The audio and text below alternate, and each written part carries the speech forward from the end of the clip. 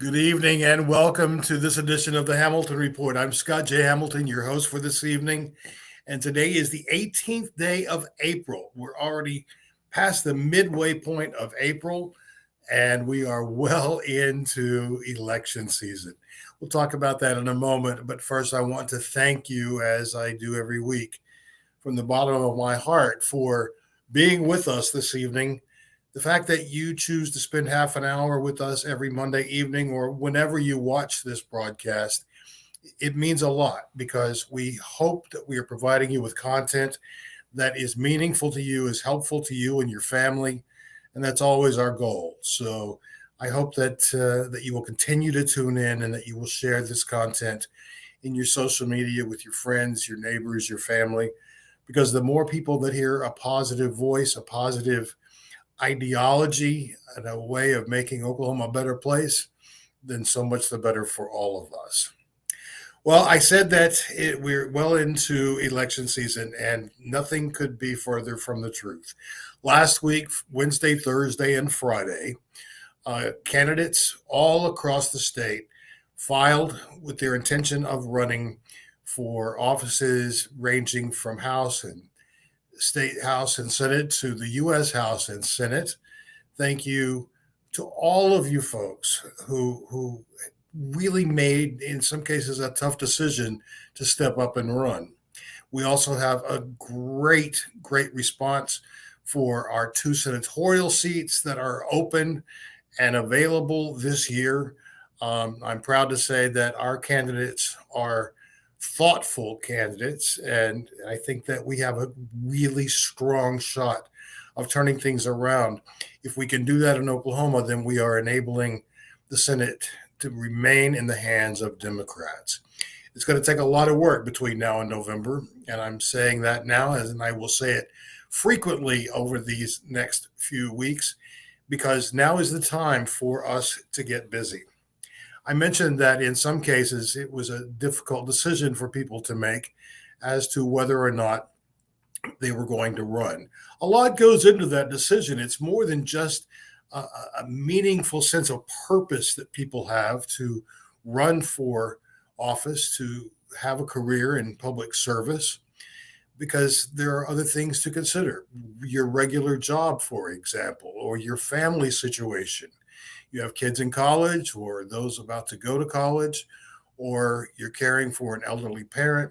Many things come into play. So we recognize it's not just the candidates involved in this decision making process, but also it's important that we recognize their families as well. This is the time for us to look at all of the candidates that have filed. As I said, there are many. We are challenging twice the number of seats as that which we currently hold in the House. And that's very exciting to me. And it should be to all of us because we're starting to see a change in the way Oklahoma looks at our state, at our government, and how we fit in with or stand apart from the rest of the country. So I just want to personally thank all of our candidates who have been selfless in this decision. Know that your party is here to support you. Our candidate academy, our campaign academy 2022 takes place this Saturday in Tulsa.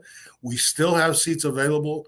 So if you are a candidate, a campaign worker, a super volunteer, or a family member of a candidate, please try to attend this training. It promises to be a day very well spent. If you can't commit to the whole day, do the morning and the luncheon panel, or the luncheon panel and the afternoon panel. But I hope that you will have at least someone representing you throughout the day, because the sessions are going to be critical as you knock doors, as you think about your messaging, or as you begin to talk to the media, how to position yourself in a race, what to say, and how to listen effectively to your constituents. It's going to be an exciting day. I can't wait to be there and to meet those candidates in person that I've not yet met. So that's coming up this Saturday.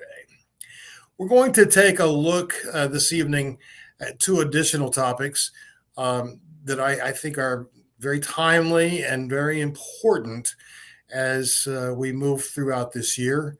But before we do that, we're going to take a moment and just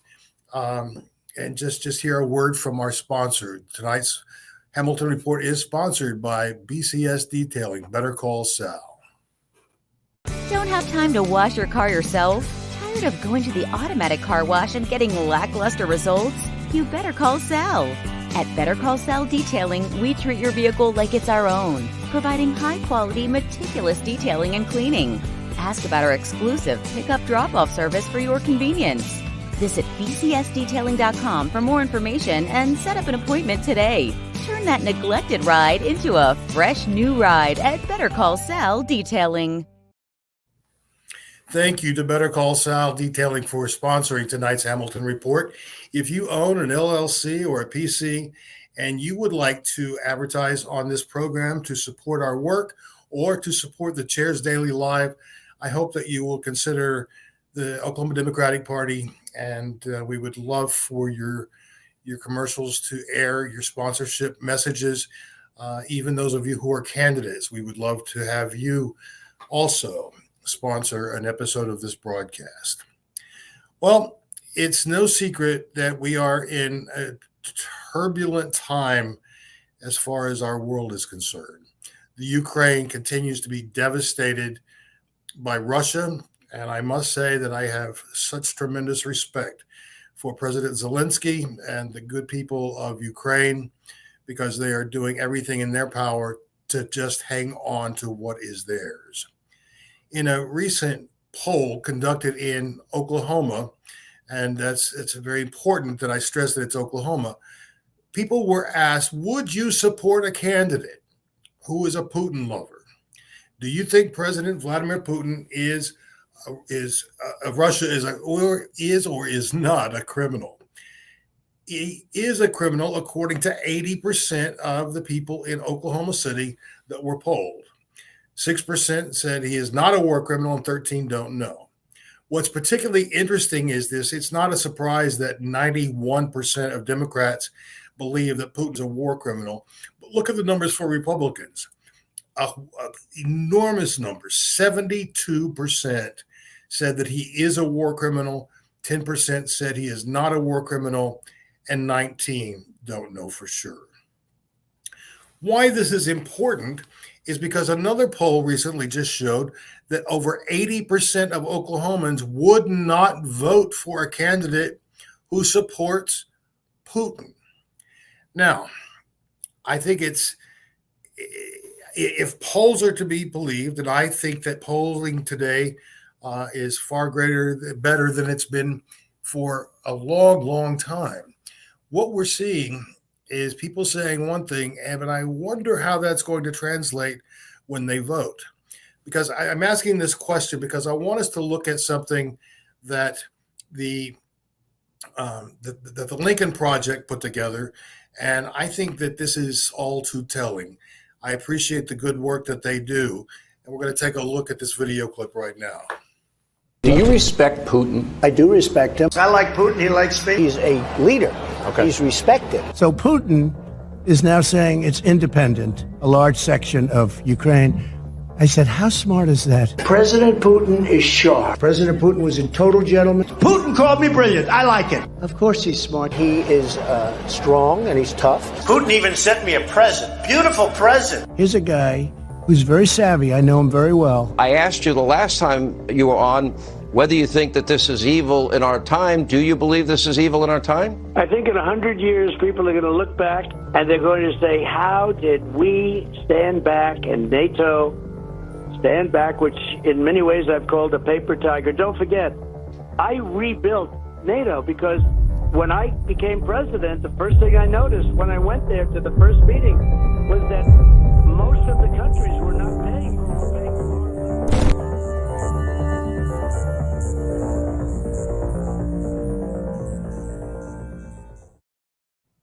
It's clear that the disgraced ex-president, twice impeached, now under investigation by virtually everybody on the planet for illegal activity, is still such a strong supporter of Vladimir Putin.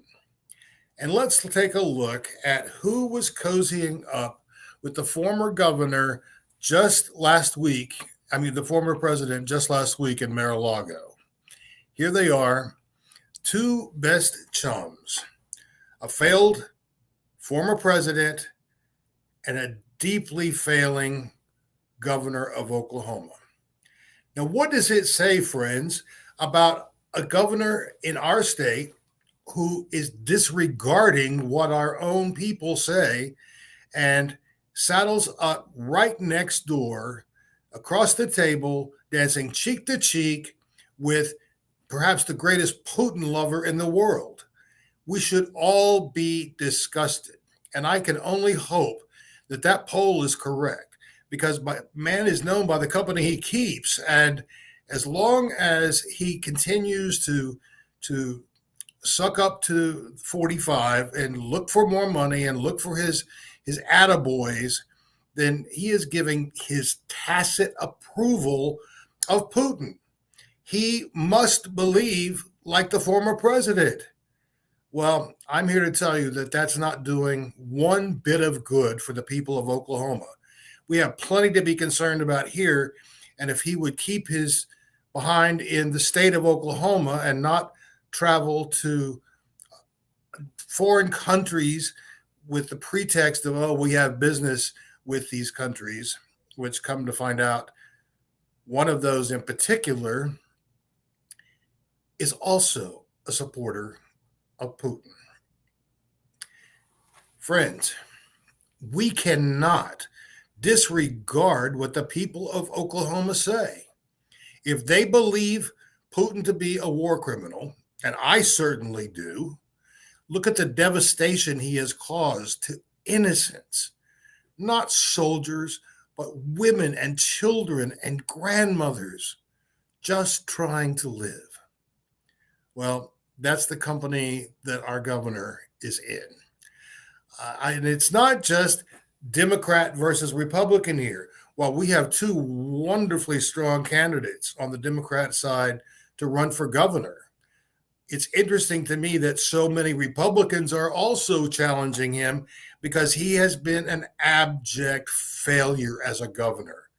And the things that he has done today, he was looking at a big tax break for a corporation that he's not at liberty to disclose because they might be opening a plant here. What kind of nonsense is that? He wants another backroom deal like he got with Swadley's Barbecue. I'm tired of the backroom dealing. I'm tired of the cloak of darkness and all of the midnight efforts to pull the wool over the eyes of Oklahomans, and more importantly, cost us in real terms, cost us in terms of education, economic opportunities, and employment, and finally, good quality health care for everyone. He doesn't care about those things. Instead, he's dancing with another failed politician. My only hope is that he retires this November and he can go live in Mar-a-Lago as far as I'm concerned. Now we're going to take a look at something that's even more challenging to talk about than that, and that's gun violence in the United States. This weekend, a holy weekend for so many Americans, we're celebrating Passover and Ramadan and Easter Sunday, Easter weekend, was marred by tremendous gun violence. In Pittsburgh, there was a party with 200 people in an Airbnb. Two 17-year-old kids lost their lives. Dozens of others were injured. And think of this. There were over 900 rounds of ammunition fired into that house. What would anyone possibly need with 900 rounds of ammunition? In addition to that, Portland, Oregon, there was an active shooter situation there this weekend. In South Carolina, there were two active shooters in two different areas. One was a party, the other was at a crowded shopping mall as people were doing their holiday shopping. If we look at the number of people, not who have guns, but who have died at the hands of guns this year and last year and the year before, it is astounding. Look at this number. There were more gun deaths in 2020 in the United States than ever before. That's 45,222. Let's put that in perspective, shall we? Consider a major college football stadium like the University of Oklahoma. To reach that number, you would have to fill it up and take out just over a third of the people and let them go. Everyone else in that stadium represents someone who died of gun violence in this country last year. That is shocking. It should be shocking to all of us. And yet, we hear this same old back and forth, God-given rights to have and to hold our firearms. That is taken so far out of context, but I'm not here to debate the Second Amendment. I have firearms in my home, and I don't have anything bad to say about anyone else who protects their home and their family that way. My concern is that we're seeing new laws like here in Oklahoma where you can carry a gun with no permit. You don't have to take a class. You don't have to know how to load it, how to shoot it, take the safety off, or put it on. That should scare people. But instead, other states are following our lead. They're making permitless, open, and concealed carry the law of the land. Think about that. Because everywhere we go, we are surrounded by handguns. I have to tell you, I've seen more than a few handguns in major box stores. And if you think about just one person shooting and then someone else coming to take care of that first person and someone else pulls a gun, before you know it, you could have 40 people all with their guns out blazing. And we have no idea of how many people would be harmed in that process. The number of people, and I keep bringing this up because last year there were more gun deaths in 2020 than ever before. And the CDC has been keeping track of gun deaths in America since 1968. So that means that at least since 1968, more people died at the hands of a gun in this country last year than ever before, at least 1968. It's interesting that Wyoming, Mississippi, and Louisiana were the only three states ranked higher than Oklahoma in gun deaths. Oklahoma has a rate of this, and this is gun deaths per 100,000 people. For 100,000 people, 25 people were shot dead last year. 25 people per 100,000. If you live in a small town, you say, "Oh, my odds are pretty good." Friends, you would have a greater likelihood of being murdered by a gun in Oklahoma than you would be in New York, or California, or Oregon, or Washington, even Texas. And that's saying something. We are not safe here. And America is becoming less and less safe all the time. President Biden has proposed good, solid laws they're just common sense. We need common sense gun laws. And in fact, what's happening is people are standing up and they're screaming already. No, we should have the right to build our own firearms without a serial number. No, I should be able to 3D print a firearm in my house, again, with no serial number. It's interesting and sad to me. Rolling Stone reported just last week that pro-guns in Republican political ads this year are up 40% over where they were last year. And that explains why people like Lauren Boebert and Marge Green rely on guns because they got elected that way. They haven't done anything else except cause trouble since they've been in Washington, but it was all guns all the time. Again, I absolutely not condemning anyone for owning a gun for self-protection. I know many people who would not have a gun in their homes, and I respect that tremendously. That is a personal choice that we have. But we don't have the personal freedom to take someone else's life at the hand of a gun. How many times have we read this year about a road rage incident gone bad where someone shoots through the window of another car while both cars are in motion? Just 2 weeks ago, there was an altercation in a convenience store in Oklahoma City where an argument started inside, and one man left, and as the other man was leaving, the first man came up and he shot him dead right there in the parking lot while the sun was still up that evening. This is something that we have to be concerned about. And it doesn't matter what we hear from Congress on this, because I can already tell you that the knuckleheads, and you know who I'm talking about, will come out and say, my guns at all costs because this is my freedom.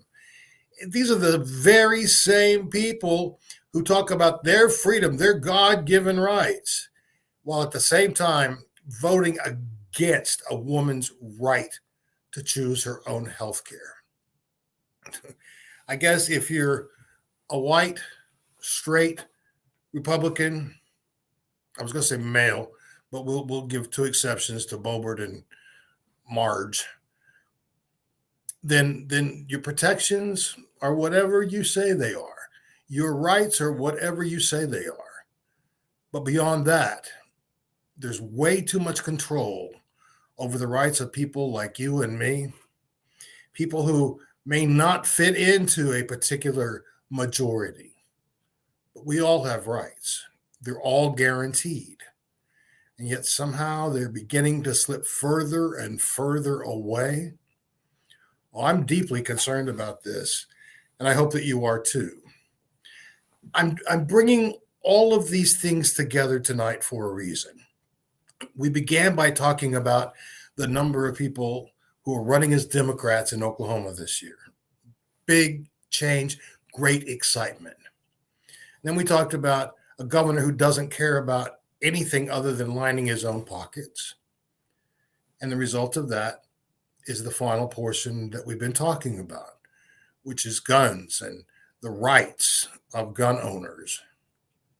What about the rights of that little kid sitting in his living room, just coloring in a coloring book, when someone with a firearm drives by, shoots on purpose or by accident through the window and kills that child?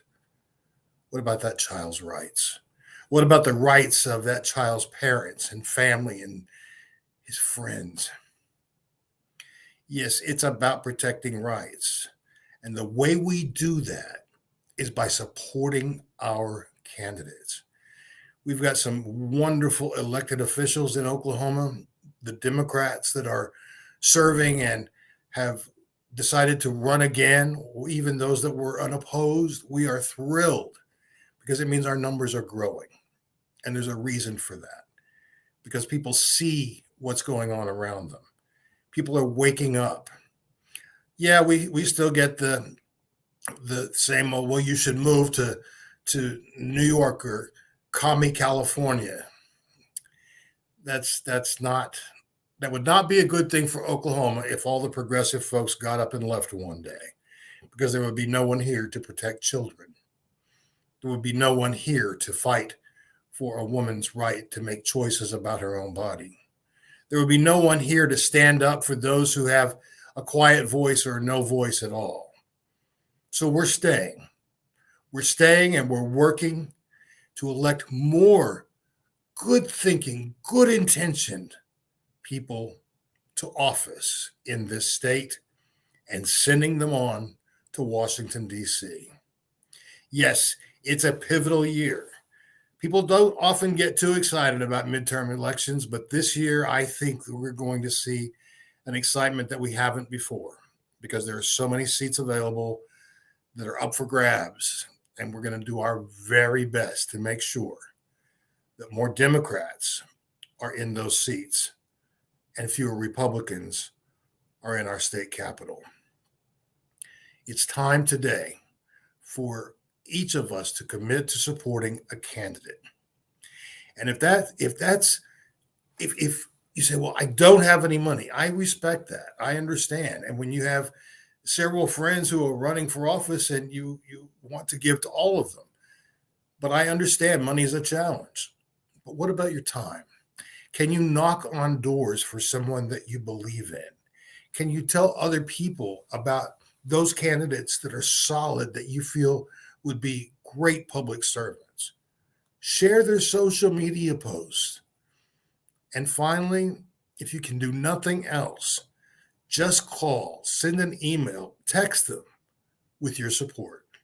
Because right now, it takes all of that. It takes the money, it takes the time, the volunteer hours, and the encouragement that they're all going to need as we wind through this next few months to a November that I believe will show a victory for Democrats in Oklahoma. Friends, I am so grateful that you spent some time with us this evening. We will be featuring candidates coming up very soon, one or two a week, and we're going to do our best to show you a wide range of folks because for the first time in a long time, our slate of candidates resembles the people of Oklahoma. They look like Oklahomans. They're Native and Black and Latino, and that's exciting to me that we're providing so many wonderful options for people to vote for. I hope that you will tune in next Monday evening at 6:30. Reminder that our Chairs Daily Live is every day at 4:15. And you can catch that on Facebook or YouTube. And I would love to hear from you. Again, if you would like to sponsor this broadcast or any broadcast that we offer, please let us know. It's very, very affordable. It's a way for you to talk directly to Democrats. And it helps us with the burden of the costs associated with producing this show and 5 live shows every single week. Thank you for joining us. Until we're able to be together again, please take great care of yourself. It's going to be a sprint now to November. And take care of those around you. Have a good evening. I'll see you soon.